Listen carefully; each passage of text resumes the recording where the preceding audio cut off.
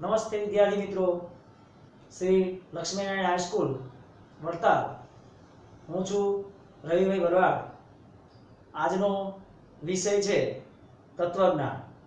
ધોરણ 12 તત્વજ્ઞાનનું પ્રકરણ નંબર 2, દલીલનું રૂપ અને દલીલનું પ્રામાણ્ય.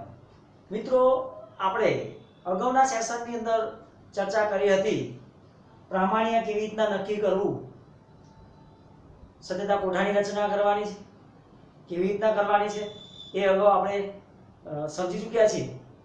હવે અહીંયા જે દલીલ જે છે એ દલીલને ચોક્કસ રીતે એને સંકેતાવલી બનાવવાની છે, પ્રાથમિક રજૂઆત કરવાની છે અને સત્યતા કોઠાનો ઉપયોગ કરવાનો છે, અને પછી એ દલીલ પ્રમાણભૂત છે કે કેમ એ નક્કી કરવાનું છે. મિત્રો, અહીંયા આપેલી દલીલનો પ્રાથમિક રજૂઆત કરો અને સત્યતા કોઠાની પ્રત્યક્ષ રીતનો ઉપયોગ કરી તેનું પ્રામાણ્ય નક્કી કરો એવો પ્રશ્ન પૂછાય છે. બોર્ડની અંદર આવી દલીલો બે પૂછાતી હોય છે અને સૂચના ખાલી આટલી જ હોય છે, પ્રાથમિક રજૂઆત કરી સત્યતા કોઠાની મદદનો ઉપયોગ કરી અને એનું પ્રામાણ્ય ચકાસણી કરો. તો મિત્રો, આપણને ખબર હોવી જોઈએ કે આ પ્રામાણ્ય કેવી રીતના તપાસવાનું છે. અહીંયા આપણને એક દલીલ આપેલી છે કે જો આ પર્વત ધૂમ્રસ્થાન છે તો આ પર્વત અગ્નિસ્થાન છે. બીજું આધાર વિધાન છે આ પર્વત અગ્નિસ્થાન નથી. અને ત્રીજું વિધાન છે જેને આપણે ફલિતાન કહીએ છીએ કે આ પર્વત ધૂમ્રસ્થાન નથી.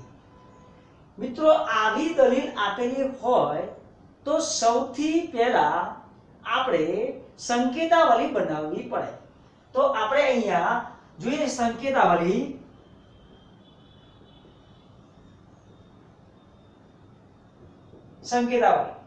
આપણે જોયું છે અગાઉ સંકેતાવલી કેવી રીતના બનાવવામાં આવે છે. આપેલી દલીલમાં વિધાનો કેટલા છે એ જોવાનું છે અને કયું વિધાન છે એ વિધાન લખીએ છીએ આપણે. માનો કે અહીંયા આ પર્વત ધૂમ્રસ્થાન છે, આ એક વિધાન છે. બીજું છે આ પર્વત અગ્નિસ્થાન છે. અગ્નિસ્થાન તો અહીંયા ફરી એક વિધાન છે, ધૂમ્રસ્થાન પણ એક વિધાન છે. તો અહીંયા મિત્રો બે વિધાન છે. એક છે પર્વત જે છે એ ધૂમ્રસ્થાન અને બીજું છે પર્વત એ અગ્નિસ્થાન. એવા બે વિધાનો છે. તો આપણે લખીએ છીએ અહીંયા પહેલું વિધાન કે પર્વત કેવો છે? ધૂમ્રસ્થાન છે.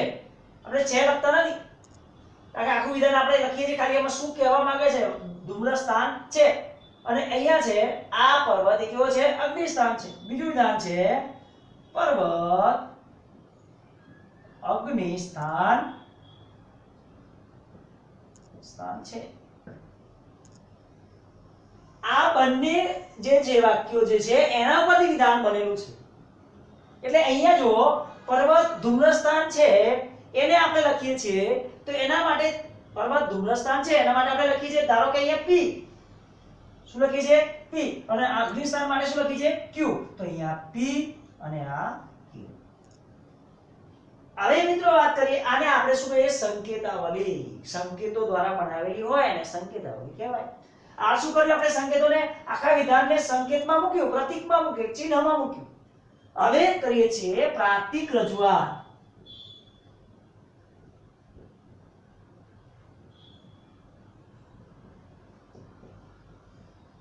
શું કરીએ છીએ? પ્રાથમિક રજૂઆત.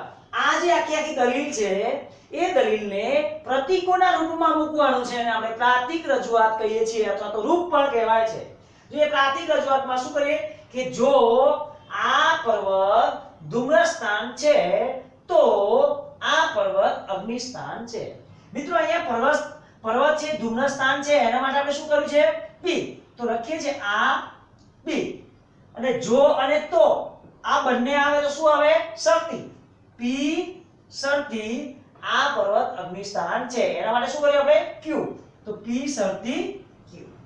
બીજું વિધાન શું છે? આ પર્વત અગ્નિસ્થાન નથી. મિત્રો ધ્યાન રાખજો, અહીંયા અગ્નિસ્થાન માટે Q છે અને નથી હોય તો શું થાય? નિષેધ થાય. અહીંયા ધ્યાન રાખજો ખાસ. આ પર્વત અગ્નિસ્થાન છે એના માટે શું કીધું આપણે? અગ્નિસ્થાન માટે અહીંયા Q. પણ Q કેવો થશે? નિષેધ. નથી. નિષેધ Q. અને માટે આ પર્વત પર્વત ધૂમ્રસ્થાન નથી. ધૂમ્રસ્થાન માટે શું મૂક્યું આપણે? આના માટે P મૂક્યો છે, પણ નથી એના માટે શું આવશે? નિષેધ P. તો આને આપણે શું કહે છે? પ્રાતિક રજૂઆત. મિત્રો એ ખાસ અગત્યની વસ્તુ યાદ રાખજો, અહીંયા સંકેતાવલી બનાવીએ એમાં નિષેધ મૂકવાનો નથી. અહીંયા છે લખશો તો પણ ચાલશે, પણ નિષેધ મૂકવાનો નથી. નિષેધ તો તમે જે અહીંયા પ્રાતિક રજૂઆત કરો છો એની અંદર શું કહેવા માંગે છે એને ધ્યાનમાં રાખીને નિષેધ મૂક્યો છે આપણે. હવે કરીએ છીએ અહીંયા પ્રાતિક રજૂઆત પછી આધાર વિધાનનો સમુચ્ચય. આધાર વિધાન હોય એ આધાર વિધાનનો સમુચ્ચય. સમુચ્ચય એટલે શું? ભેગું કરવું. સીધી બાબત એવું કહે છે કે આધાર વિધાનો હોય, આ એક આધાર વિધાન છે અને એક આ વિધાન છે. બે આધાર વિધાન ને ત્રીજું પરિવિધાન છે. તો બે આધાર વિધાને શું કરવાનું છે? સમુચ્ચય. સમુચ્ચય એટલે શું આવે? ભેગા કરવાના છે. તો શું આવશે? P શરતી Q કૌંસમાં સમુચ્ચય. કરો સમુચ્ચય શું છે? નિષેધ Q. માટે શું આવશે? માટે નિષેધ P. આને શું કહેવાય? આધાર વિધાનનો સમુચ્ચય. મિત્રો હવે અહીંયા જોઈએ આપણે સંકેતાવલી બનાવી, પ્રાતિક રજૂઆત કરી, આધાર વિધાનનો સમુચ્ચય કર્યો છે. હવે શું કરવાનું છે? સત્યતા કોઠાથી પ્રત્યક્ષ રીતે, સત્યતા કોઠાની પ્રત્યક્ષ રીતે એટલે સત્યતા કોઠો દોરવાનો અને એના પછી પ્રમાણભૂત છે કે નહીં તપાસવાનું. તો આધાર વિધાનનો સમુચ્ચય કર્યો છે એને આપણે લખીએ છીએ P શરતી Q સમુચ્ચય નિષેધ Q. માટે શું છે? નિષેધ P. હવે મિત્રો વાત કરીએ આપણે સત્યતા કોઠાની રચના. સત્યતા કોષ્ટક. સત્યતા કોષ્ટક તો એ વિધાનો કેટલા છે? કેટલા છે? P અને Q. ભલે નિષેધ થયેલો પણ વિધાન તો બે જ છે, P અને Q. તો અહીંયા જોઈએ પહેલા આપણે લખીએ છીએ અહીંયા 1 ને 2. બે વિધાનો હોય તો કેટલી હરોળ આવે? 4. કેટલી આવે? 4. જો 1 હોય તો 2 આવે, 2 હોય તો 4 આવે અને 3 વિધાનો હોય તો 8 હરોળ આવે છે. અને જો 4 વિધાનો હોય P Q R S એવા 4 વિધાનો હોય તો કુલ આડી હરોળો 16 આવે છે. આપણને ખબર છે ભાઈ. આ મિત્રો કેટલા વિધાનો છે? 2. કયા કયા? P અને Q. આ P અને Q. હવે જોઈએ આપણે P અને Q આ બંને છે. જોજો મિત્રો અહીંયા P અને Q આ બંને આપણને મળેલા છે. P અને Q મળી ગયા. હવે આપણે શું કરવાનું છે? P શરતી Q. P શરતી Q. હવે અહીંયા જો અહીંયા એક કરતા વધારે તાર્કિક કારક છે એટલે કૌંસ કર્યો છે. અહીંયા 1 ને 2 જ છે એટલે એને કૌંસ કરવાની જરૂર રહેતી નથી. તો P તો અહીંયા P Q તો Q. હવે આ બંને ઉપરથી P શરતી Q. તો આપણો આ એક કોષ્ટક તૈયાર થઈ ગયું. હવે શું બાકી રહ્યું? આપણે આખું આવું જોઈએ સમુચ્ચય નિષેધ Q. તો નિષેધ Q છે આગળ? નથી, પણ Q છે તો આના ઉપરથી નિષેધ Q બને. નિષેધ Q. નિષેધ Q મળી ગયો આપણને. હવે તો આખું સ્ટેપ અહીંયા છે અને આ પણ છે. તો આ બંનેને સમુચ્ચય દ્વારા ભેગા કરી દો એટલે આખું વિધાન આપણું પ્રથમ તૈયાર થઈ જાય. તો જોઈએ હવે કૌંસ કરવો પડશે. કેમ? તાર્કિક કારક 1 2 3 1 કરતા તાર્કિક કારક વધી ગયા એટલે આપણે આને કૌંસમાં મૂકીએ તો એક વિધાન ગણાશે. તો P પહેલું વિધાન શું છે? P શરતી Q કૌંસ પૂરો સમુચ્ચય ક્યાંથી નિષેધ આયા? અહીંયા. તો નિષેધ Q. નિષેધ Q. હવે આ વસ્તુ થઈ ગઈ. હવે શું જોઈએ આપણે? નિષેધ P. માટે નિષેધ P. તો P આગળ હોવો જોઈએ, એમને નિષેધ P મૂકી શકાય નહીં, પરંતુ આગળ P છે તો અહીંયા નિષેધ P.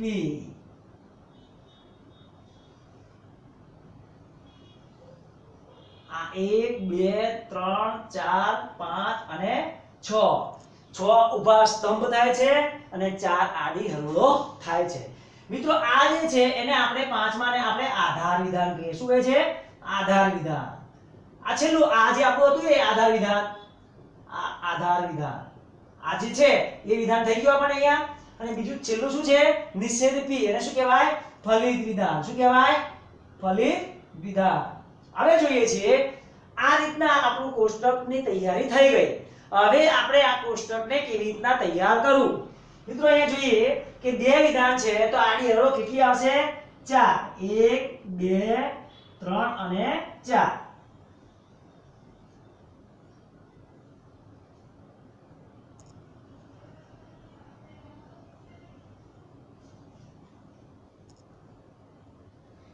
હવે જોઈએ આપણે અગાઉ જોયું છે બે હોય વિધાનો તો પ્રથમ p માં બે સત્ય અને બે અસત્ય.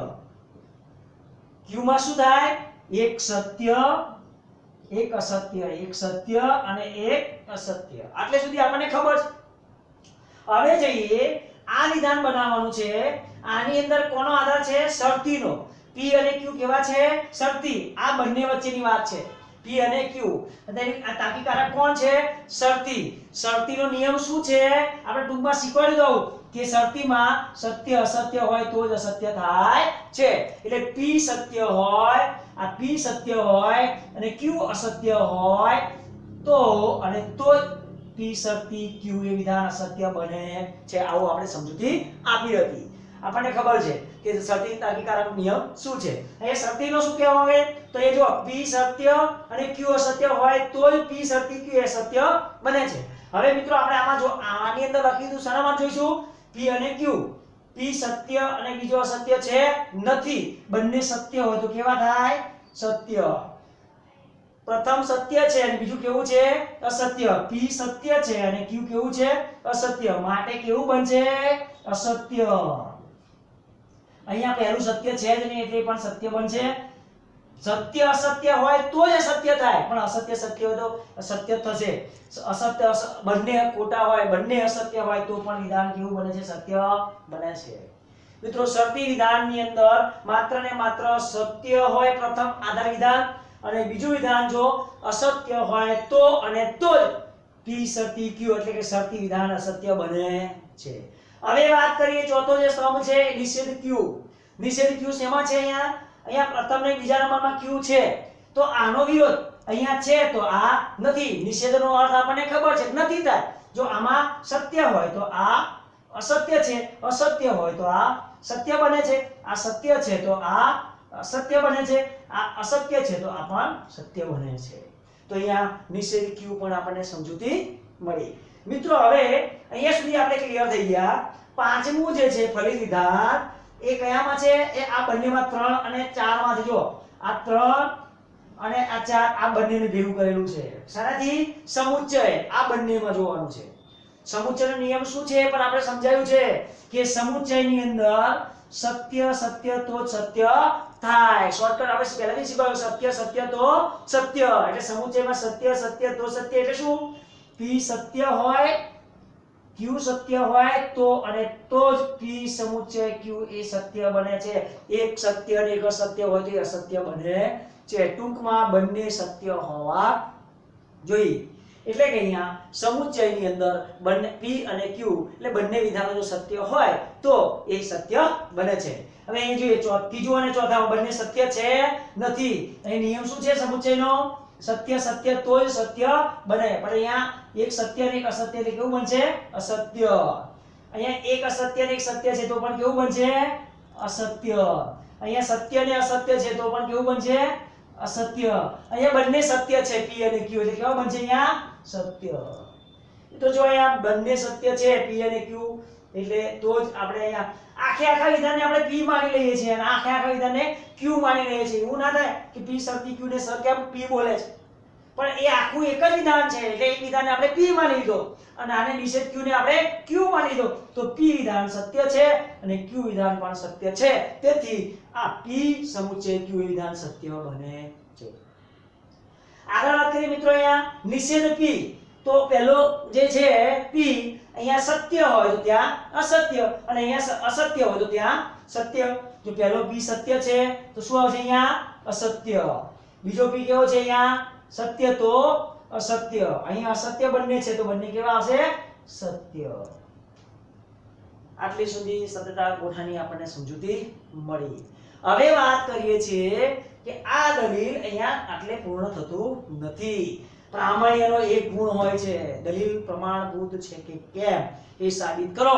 આ બધું જ કર્યું હોય પરંતુ જો એનું પ્રમાણભૂત લખ્યું ના હોય તો એ દલીલ પ્રમાણભૂત નથી એવું સાબિત થાય નહીં, તો એનો એક ગુણ આપણને મળતો નથી. હવે વાત કરીએ પ્રામાણ્ય. પ્રામાણ્યની અંદર જોઈએ આ આધાર વિધાન છે અને આ ફલિત વિધાન છે. આપણે અગાઉ જોયું હતું પ્રમાણભૂત કોને કહેવાય કે આધાર વિધાન સત્ય હોય અને એનું ફલિત વિધાન સત્ય હોય તો અને તો જ આખી દલીલ પ્રમાણભૂત બને છે, નહીતર પ્રમાણભૂત બનતી નથી. તો હવે જોઈએ અહીંયા આ આધાર વિધાન છે, આ ફલિત વિધાન છે. આ બંને જો આધાર વિધાન સત્ય હોય તો જ ફલિત વિધાનમાં જોવા જવાનું છે. આધાર વિધાન સત્ય છે તો જોવાની જરૂર નથી, અસત્ય છે અહીંયા પણ અસત્ય એટલે જોવાની જરૂર નથી. અહીંયા ધ્યાન રાખજો આધાર વિધાન હંમેશા સત્ય હોય, આમાં સત્ય હોય તો જ આગળ જોવા જવાનું. અહીંયા આધાર વિધાનમાં સત્ય છે, આ રહ્યું છે આધાર વિધાન સત્ય છે અને એનું ફલિત વિધાન પણ સત્ય છે, માટે આ બંને નિયમોને યોગ્યતા છે અને તેથી આ દલીલ પ્રમાણભૂત થાય છે. આ દલીલ કેવી બને છે? પ્રમાણભૂત બને છે. તો વિદ્યાર્થી મિત્રો આપણે આ એક દલીલનું ઉદાહરણ જોયું, એના પરથી દલીલ કેવી રીતના પ્રમાણભૂત બને છે એની આપણે ચર્ચા કરી. હવે પછી હજી એક દલીલની આપણે પ્રયત્ન કરીશું, પછી તમે જાતે કરશો.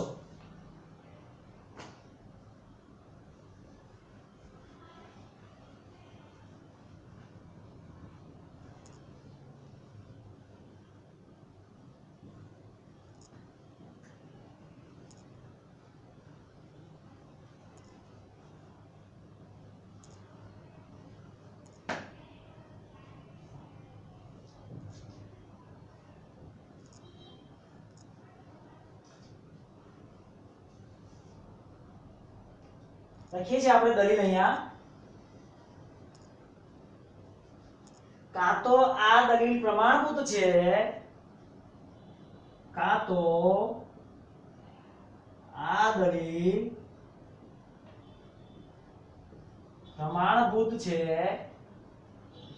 અથવા આ દલીલ અપ્રમાણભૂત છે.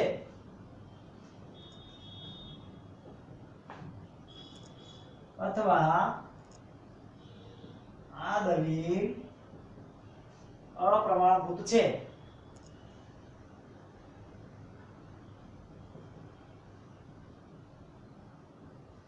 આ દલીલ પ્રમાણભૂત છે અથવા આ દલીલ અપ્રમાણભૂત છે. બીજું આધાર વિધાન છે આ દલીલ અપ્રમાણભૂત નથી. આ દલીલ અપ્રમાણભૂત નથી, માટે કેવું થાય? આ દલીલ પ્રમાણભૂત છે, માટે આ દલીલ પ્રમાણભૂત છે. મિત્રો જોઈએ અહીંયા આપણે સેમ વસ્તુ આપણે અગાઉની જે દલીલ જોઈ એની જેમ જ કરવાનું છે. સૌથી પહેલા આપણે શું બનાવવાનું છે એની અંદર? સંકેતાવલી. શું બનાવીશું? સંકેતાવલી. સંકેતાવલી જોઈએ. વિધાનો કેટલા છે એની અંદર? 2 છે. કયા કયા? જો દલીલ પ્રમાણભૂત છે અને બીજું દલીલ અપ્રમાણભૂત છે. અહીંયા દલીલ અપ્રમાણભૂત છે, અહીંયા દલીલ, એટલે 2 વિધાનો છે કે આ દલીલ કેવી છે? પ્રમાણભૂત છે. બીજું છે દલીલ અપ્રમાણભૂત છે. મિત્રો અહીંયા જોવો તો ફરી જોજો, અહીંયા આની અંદર તમે જોજો એકનું એક જ વાક્ય છે દલીલ પ્રમાણભૂત છે. અહીંયા દલીલ પ્રમાણભૂત, દલીલ અપ્રમાણભૂત, એટલે દલીલ અપ્રમાણભૂત છે એટલે માત્ર ને માત્ર 2 જ વિધાનો છે. દલીલ પ્રમાણભૂત છે અને બીજું વિધાન છે દલીલ અપ્રમાણભૂત છે. દલીલ પ્રમાણભૂત માટે આપણે મૂકીએ છીએ P, અપ્રમાણભૂત માટે મૂકીએ છીએ આપણે Q. હવે જોઈએ મિત્રો સંકેતાવલી થઈ ગયા પછી એની પ્રાતિક રજૂઆત કરી છે. પ્રાતિક રજૂઆત, પ્રતીકોની રજૂઆત કરી છે. પ્રતીકોમાં મૂકીએ છીએ આપણે. જોયો આ દલીલ પ્રમાણભૂત છે એના માટે શું મૂક્યું આપણે? P. તો શું આવશે? P. આ દલીલ અપ્રમાણભૂત છે, આ દલીલ અપ્રમાણભૂત છે એના માટે શું મૂક્યું છે આપણે? Q. અહીંયા શું છે? આ દલીલ પ્રમાણભૂત નથી, અપ્રમાણભૂત નથી, અપ્રમાણભૂત માટે શું કીધું આપણે ક્યુ, પણ કેવો ક્યુ છે નથી, ક્યુ નિષેધ છે, ક્યુ કેવો છે અહીં છે ત્યાં સુધી બરાબર છે ક્યુ, પણ નથી એના માટે શું આવે નિષેધ ક્યુ, માટે આ દલીલ પ્રમાણભૂત છે, આ દલીલ પ્રમાણભૂત માટે શું કીધું આપણે પી। તો અહીંયા જોઈએ આ કાં તો અથવા, એના માટે શું આવે વિકલ્પન, કાં તો અથવા એટલે શું આવશે વિકલ્પન। તો જોઈએ આ p વિકલ્પન q, p વિકલ્પન q નિષેધ q માટે p। અહીંયા નિષેધ થાય એનું ખાસ ધ્યાન રાખજો, અહીંયા નિષેધ છે નહીં, અહીંયા છે એટલે p એકલો જ આવશે। પ્રાતિક રજૂઆત થઈ ગઈ, હવે આપણે જોઈએ આધાર વિધાનનો સમુચ્ચય। આધાર વિધાનનો સમુચ્ચય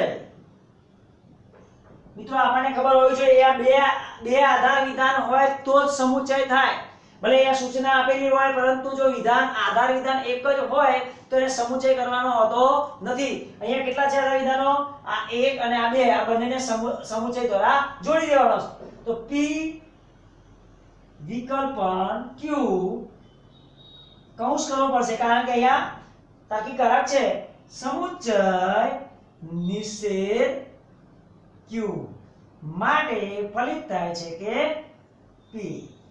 ફરી જોઈએ આધાર વિધાનનો સમુચ્ચય કેવી રીતના કર્યો, તો પહેલું આધાર વિધાન છે અને બીજું વિધાન છે, આ બંને આધાર વિધાનને સમુચ્ચય દ્વારા આપણે જોડી દઈએ એટલે p વિકલ્પન q કૌંસમાં એટલા માટે કૌંસ કરીએ છીએ કે અહીંયા જો આને કૌંસ ના કરીએ તો સમુચ્ચય કોને લાગુ પડે કોઈ ખબર પડતી નથી, એટલે આ માત્ર ડાબી બાજુ અને જમણી બાજુ અગાઉ આપણે નિયમ જોયો છે એ પ્રમાણે સમુચ્ચય એ નિષેધ q ને લાગુ પડે છે અને આ p વિકલ્પન q ને લાગુ પડે છે, માટે p।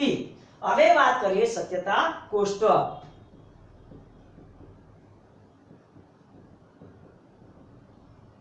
સત્યતા કોષ્ટક મિત્રો આની અંદર પણ વિધાનો કેટલા છે બે, કેટલા છે વિધાનો બે, એટલે આડી હરોળો કેટલી આવશે 4, 3 અને 4।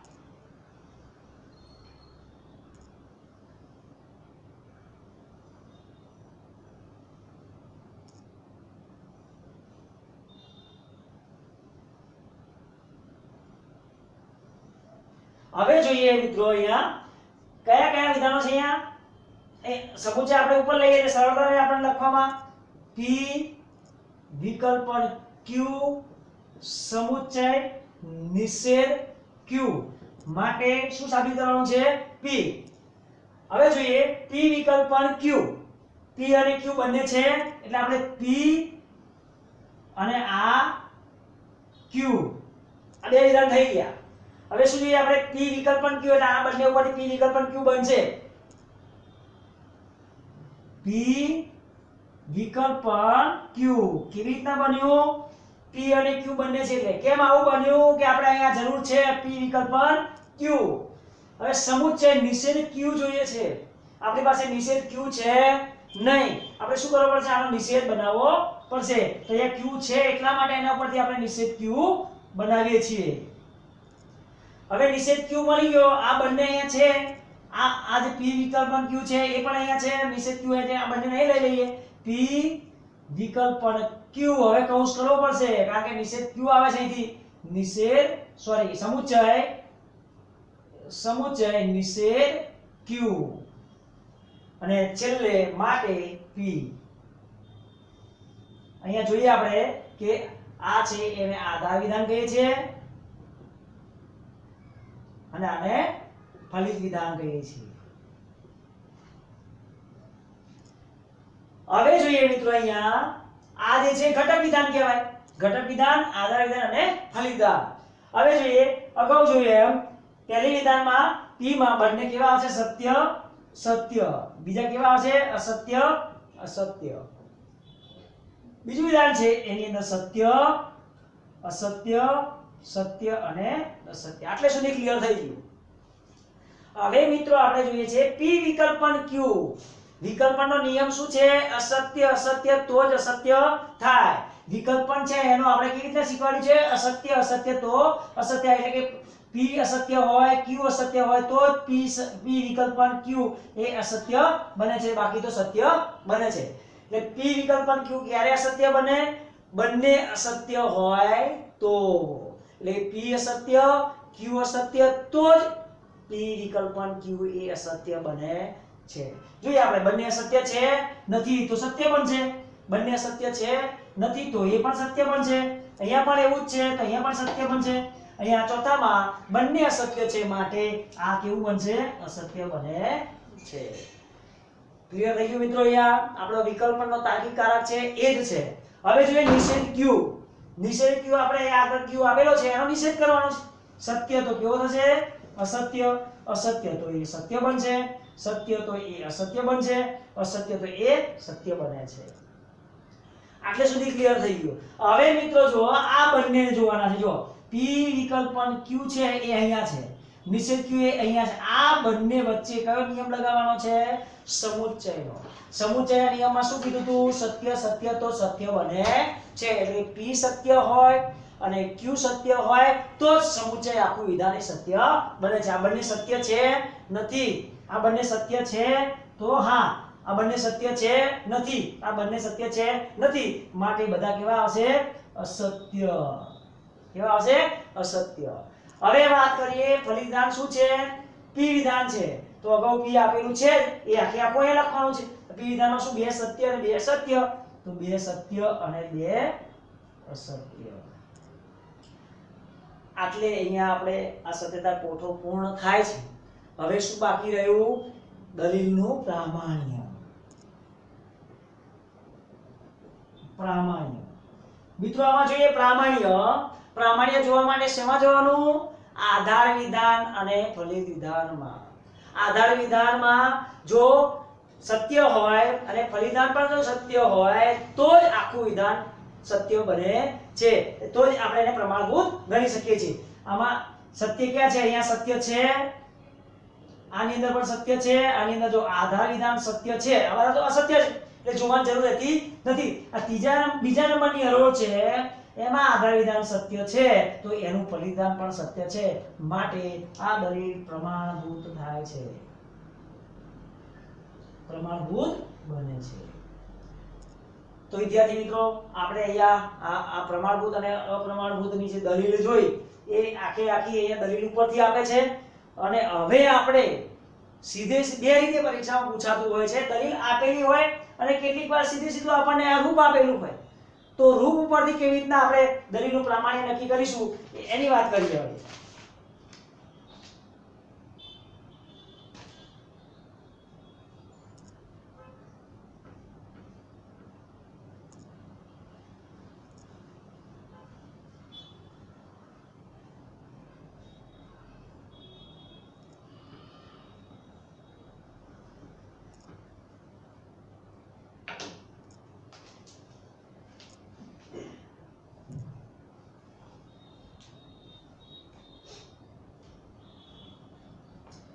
અહીંયા સૂચના આ થશે. આપણે શું બનાવવાનું છે? આપણને પ્રામાણ્ય પૂછે એના પરથી ખબર પડે કે આ વસ્તુને અહીંયા પ્રમાણભૂત છે કે એના માટે સત્યતા કોઠાની રચના કરવાની હોય છે. તો આપણે ડાયરેક્ટ રૂપ આપેલું છે, આવું રૂપ આપેલું છે કે a શરતી b વિકલ્પન c નિષેધ a માટે b વિકલ્પન c. આ વસ્તુ આપણને આપેલી છે. પહેલા શું હતું? દલીલ હતી. સર્વ માણસો મરણશીલ છે, માણસ છે માટે આવું દલીલ આપેલી હતી. અહીંયા પછી દલીલમાંથી સંકેતાવલી બનાવતા હતા અને સંકેતાવલી બનાવ્યા પછી શું કરતા આપણે? એને રૂપમાં મૂકતા હતા અને સમુચ્ચયનો આધાર વિધાનનો સમુચ્ચય કરતા હતા. હવે શું છે? સીધી આપણને રૂપ આપેલું છે. હવે માત્ર શું કરવાનું છે? આ પણ આધાર વિધાન છે, આ પણ આધાર વિધાન છે, અને આ શું છે? ફલિત વિધાન. હવે આધાર વિધાનનો સમુચ્ચય આવશે. સૌથી પહેલા શું આવશે? આધાર વિધાનનો સમુચ્ચય. સમુચ્ચય આધાર વિધાન કયા છે? બે છે, પ્રથમ અને બે. અને આની અંદર એક અને બે તાર્કિક કારક છે. કૌંસ કરેલો છે એટલે અહીંયા મોટો કૌંસ કરવો પડશે કે એ શક્તિ કૌંસમાં બી વિકલ્પન સી આ તો છે હવે આને સમુચ્ચય કરવાનો છે આને સમુચ્ચય શું છે નિષેધ એ મિત્રો આપણે વિધાન સમુચ્ચય વાળું બનાવવું હોય તો પછી આ અત્યારે આ તાર્કિકારક કયો કોને લાગુ પડે એ ખબર નથી પડતી પરંતુ અહીંયા આપણે કૌંસ અગાઉ નિયમ જોઈ ગયા છે પ્રમાણે કૌંસ કરીએ તો ખબર પડે કે આ એક આખું વિધાન થયું અને એક આ બીજું વિધાન થયું અને માટે શું છે અહીંયા બી વિકલ્પન સી તો આ શું થયું આધાર વિધાનનો સમૂહ છે મિત્રો આની અંદર આપણને આગળની મહેનત બચી જાય જે દલીલ છે એ દલીલની સંકેતાવલી કરવાની નથી હોતી એની પ્રાતિક રજૂઆત નથી કરવાની હોતી સીધી પ્રાતિક રજૂઆત કરેલી હોય હવે શું કરવાનું આપણને ખબર છે શું કરીશું હવે સત્યતા કોઠાની રચના આટલે સુધી તૈયાર થઈ ગયું હવે સત્યતા કોઠાની રચના સત્યતા કોષ્ટક ખાસ વસ્તુ યાદ રાખજો મિત્રો આની અંદર આ વિધાન આખું અલગ છે જો શું છે અહીંયા એ શક્તિ બી વિકલ્પન સી આપણે લખી દઈએ છીએ આપણની સરળતા પ્રમાણે આ એ શક્તિ બી વિકલ્પન સી મોટા કૌંસ પૂરો થાય છે ને સમુચ્ચય નિષેધ એ માટે બી વિકલ્પન સી અહીંયા જુઓ મિત્રો વિધાનો કેટલા છે 3 કયા એ બી અને સી એવા 3 છે જો એ બી અને સી હવે આપણે અગાઉ વાત કરતા હતા બે હોય તો આડી હરળો કેટલી થાય આપણને ખબર 4 3 હોય તો કેટલી થાય 8 એટલે આમાં આડી હરળો કેટલી થશે 8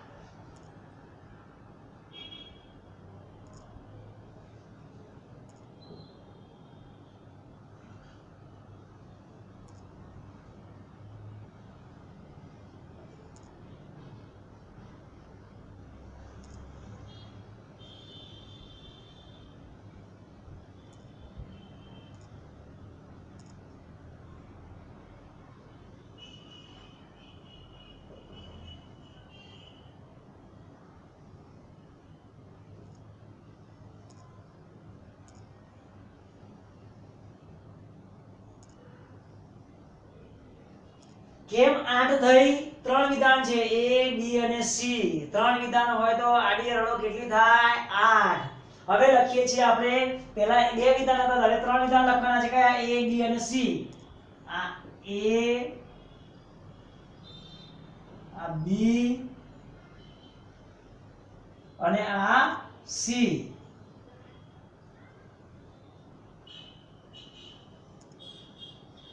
a b અને c હવે જોઈએ મિત્રો આપણે a b અને c ત્રણે ત્રણ આવી ગયા છે આપણે પહેલા શું બનાવવું પડશે અહીંયા a તો છે એટલે કે જરૂર છે નહીં હવે આ વસ્તુ બનાવવાની છે b વિકલ્પન c તો b વિકલ્પન c છે તો b વિકલ્પન c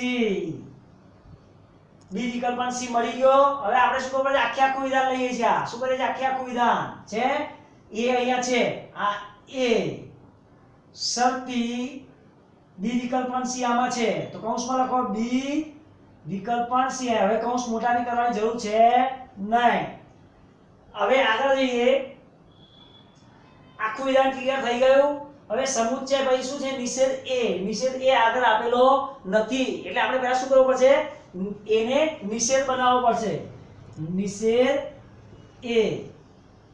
નિષેધ એ હવે જો આ વિધાન અહીંયા છે અને નિષેધ એ છે એટલે આખું વિધાન આપણને મળી ગયું તો લખીએ છીએ અહીંયા એ શરતી કૌંસમાં b વિકલ્પન c મોટો કૌંસ સમુચ્ચય નિષેધ એ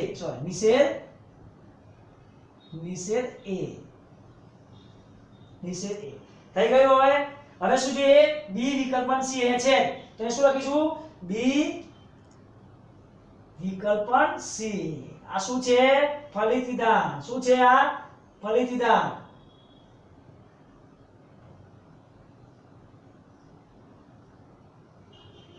હવે જોઈએ આને આપણે લખીએ છીએ આધાર વિધાન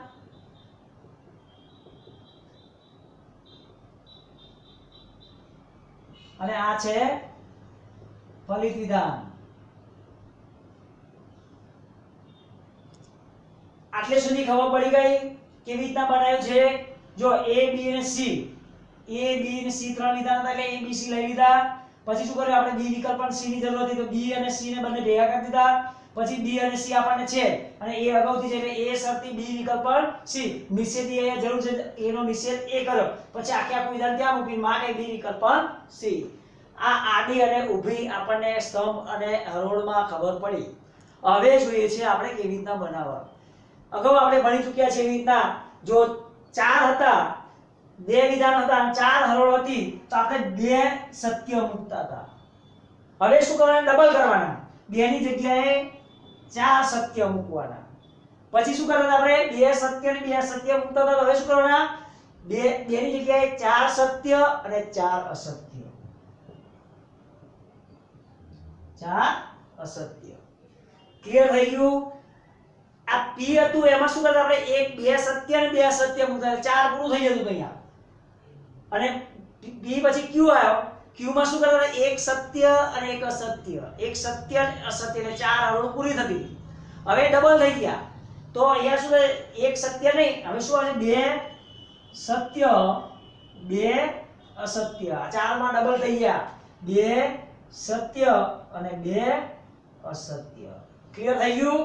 જેમ જેમ જેમ ઘટતા જજો 4 સત્ય છે એમાંથી 2 થયા, 4 માંથી 2 થયા, 2 માંથી 1 થશે. ત્રીજામાં શું આવે? એક સત્ય એક અસત્ય, એક સત્ય એક અસત્ય, આ સત્ય એક અસત્ય, સત્ય અને અસત્ય. ત્રણે ત્રણ વિધાનોમાં ખબર પડી ગઈ મિત્રો. હવે આપણે બી વિકલ્પ પણ સી વિકલ્પમાં આપણે નિયમ ખબર છે અસત્ય અસત્ય તો જ અસત્ય થાય. કયા બે માં જોવાનું? બી અને સી માં. બી અને સી માં બંને સત્ય છે. વિકલ્પનો નિયમ આપણે કીધું હતું અસત્ય અસત્ય હોય તો જ અસત્ય બને. બંને સત્ય છે નથી, બંને અસત્ય છે નથી, આ બંને અસત્ય છે નથી, આમાં બંને અસત્ય છે. અસત્ય અસત્ય હોય તો સત્ય બને છે. આમાં પણ બંને અસત્ય નથી, આમાં પણ બંને અસત્ય નથી, આમાં પણ નથી અને છેલ્લે બંને અસત્ય છે માટે કેવું બનશે? અસત્ય. તો આ થયું આપણું સત્ય સત્ય અને સત્ય. હવે વાત કરીએ A શરતી B વિકલ્પ પણ C. એ અહીંયા છે અને B વિકલ્પ પણ C. આ બંનેના વચ્ચે કયો નિયમ લગાવવાનો? શરતીનો. અહીંયા જોજો સત્ય શરતીનો નિયમ શું છે? શરતીના નિયમમાં સત્ય અસત્ય હોય તો જ અસત્ય બને છે. તો જો પહેલું સત્ય અસત્ય જો કયું છે? A એ તો અહીં રહે અને B વિકલ્પ પણ C એટલે આ બંને જોવાના. સત્ય અસત્ય છે નથી, સત્ય અસત્ય છે નથી, સત્ય અસત્ય છે નથી, સત્ય અસત્ય છે. જો સત્ય અને અસત્ય તો અસત્ય બને છે. આમાં છે નથી, આમાં એક પણ સત્ય છે નહીં, સત્ય ના આવે આગળ જોવાની જરૂર રહેતી નથી. તો બાકીના બધા કેવા બનશે? સત્ય બને છે. કેવા બને છે? સત્ય બને. હવે વાત કરીએ નિષેધ A. A કયો છે? અહીંયા આ રહ્યો તો એનો નિષેધ થાય છે. 1 2 3 ને 4 અસત્ય સત્ય છે એની જગ્યાએ 4 અસત્ય બનશે. અસત્ય અસત્ય અસત્ય અને 4 કેવા છે? અસત્ય છે તો 4 સત્ય બનશે. 4 સત્ય બનશે. હવે જો હવે આ બંને વચ્ચે જો અહીંયા A શરતી B વિકલ્પ પણ C, A શરતી B વિકલ્પ પણ C, સમુચ્ચય નિષેધ એ આ બંને વચ્ચે સમુચ્ચયનો નિયમ લગાવવાનો. સમુચ્ચયના નિયમની અંદર તો સત્ય સત્ય તો જ સત્ય બને. તો આ બંને સત્ય હોય તો જ અસત્ય બને. આ બંને સત્ય છે, આમાં પણ નથી, આમાં પણ નથી, આમાં પણ નથી, આમાં છે. બંને સત્ય છે. આ બંને સત્ય છે માટે સત્ય બને છે. આ બંને સત્ય છે એટલે સત્ય બને છે. આ પણ બંને સત્ય છે એટલે સત્ય બનશે. આ પણ બંને સત્ય એટલે સત્ય બને છે. તો આ કેવા બનશે? અસત્ય. કેવા બનશે? અસત્ય. હવે જોઈએ બી વિકલ્પ પણ છે. અહીંયા છે બેઠું લખી દેવાનું. અહીંયા જો આ 3 અસત્ય આખે આખું અહીં લખવાનું છે. 3 સત્ય છે. કેટલા છે? 3 સત્ય છે. પછી એક અસત્ય છે. આ પણ 3 સત્ય છે. 1 2 અને 3 છેલ્લું પણ અસત્ય છે. હવે અહીં સુધી આપણે સત્યતા કોઠો પૂર્ણ કરીએ છીએ. હવે જોઈએ છે કે દલીલનું પ્રામાણ્ય એટલે શું, કેવી રીતના પ્રમાણભૂતતા તપાસીશું. આધાર વિધાન અને ફલિત વિધાનની વાત કરી. આધાર વિધાન સત્ય હોય તો તેનું ફલિત વિધાન સત્ય હોવું જોઈએ. ન હોય તો દલીલ અપ્રમાણભૂત બને છે. સત્ય છે, સત્ય ન હોય તો મિત્ર જોવાનું જરૂર છે જ નહીં. આધાર વિધાન સત્ય હોય તો જ પ્રોબ્લેમ છે આગળ જોવાનો. સત્ય છે નથી, નથી, આમાં નથી, આમાં છે સત્ય. સત્ય છે, સત્ય છે, બરાબર છે. અહીંયા સત્ય છે, અહીંયા સત્ય છે, બરાબર છે. અહીંયા સત્ય છે, અહીંયા સત્ય છે, બરાબર છે. અહીંયા સત્ય છે અને અહીંયા અસત્ય છે. આ 1 2 અને 3 એ નિયમનું પાલન કરે છે, પરંતુ અહીંયા છેલ્લું જે હરોળ છે, 8મી હરોળ, એમાં આ આધાર વિધાન સત્ય હોવા છતાંય ફલિત વિધાન અસત્ય છે, માટે આ દલીલ કેવી બને છે? અપ્રમાણભૂત. અપ્રમાણભૂત. મિત્રો, આવી જ રીતના આપણે પ્રેક્ટિસ કરીશું તો આપણને સરળતાથી આ આપણને આવડી શકે છે. ચલો હવે આના પછીના કેટલાક પુસ્તકની અંદર આપેલા છે, તો આપણે એને ઘરેથી પ્રેક્ટિસ કરીશું તો સરળતાથી આપણને આવડશે. મિત્રો, આના પછીનું આપણે નેક્સ્ટ સમય જ્યારે મળીશું ત્યારે પ્રકરણ નંબર 3 અનુમાનના નિયમો જે છે એની થોડી ચર્ચા કરીશું.